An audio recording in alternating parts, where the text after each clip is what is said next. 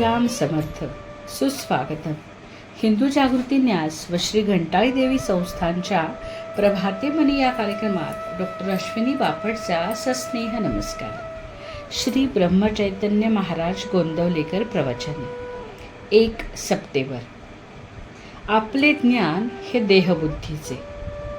प्रापंचिक लोक म्हणतात की विषयाचा अनुभव तात्काळ येतो, पण भगवंताचा अनुभव हा अनुमानाचा आणि श्रद्धेचा आहे, हे त्यांचे म्हणणे मला पटते. प्रापंचिक लोक प्रपंच सोडित नाहीत याचे मला नवल वाटत नाही, पण ते सुख चिरकाळ टिकणारे आहे ही समजूत करून घेऊन त्यामध्ये रमतात याचे मला वाईट वाटते. मी असे म्हणतो की तुमच्या अनुभवाप्रमाणे जे खरे आहे तेवढेच तुम्ही खरे माना, पण ते तुम्ही करीत नाही.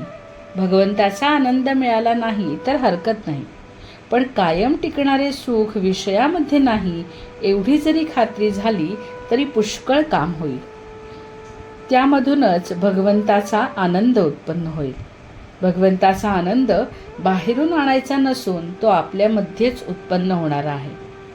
सध्याच्या सुधारणेने देहाचे सुख पुष्कळ वाढवण्याचा प्रयत्न केला, पण ते शेवटी दुःखालाच कारण झाले.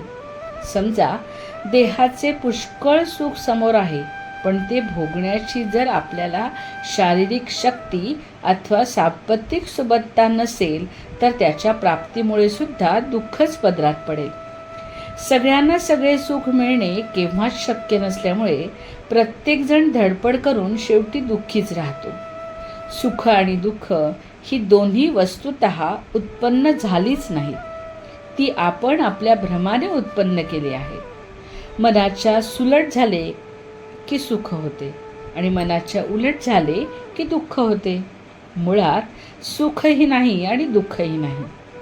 मी देही ही भावना जोपर्यंत आहे तोपर्यंत अनुभवाच्या बरोबर भ्रम हा असायचाच.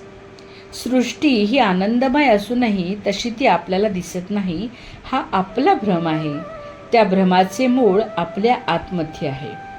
भगवंत तिथे माया, काया तिथे छाया हे जसे खरे त्याप्रमाणे अनुभव तिथे भ्रम असायचाच हा नियम आहे. 5 जण मिळून प्रपंच बनतो, त्यामध्ये प्रत्येकजण स्वार्थी असतो. मग सर्व सुख एकट्यालाच मिळणे कसं शक्य आहे?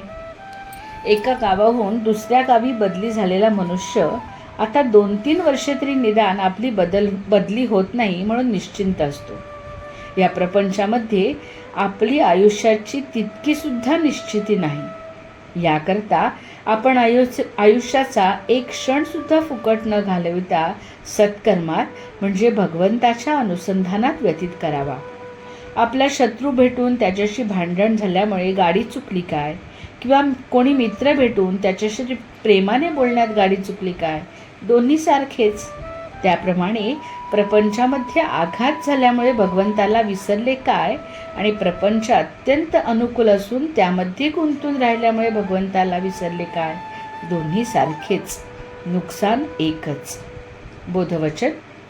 भगवंता वाचून जगात दुसरे सत्य नाही असे मनापासून वाटल्यावर जो काही प्रपंच घडतो तो परमार्थ समजायचा. आजचा हिंदू कर्तव्य दिनविशेष 1 सप्टेंबर. आदित्य पूजन, श्रावणी रविवार. मंडळी, रामरायाचे आणि श्री घंटाळी देवीचे आशीर्वाद आपल्या कुटुंबावर अक्षय राहोत. जानकी जीवनस्मरण. जय जय श्रीराम.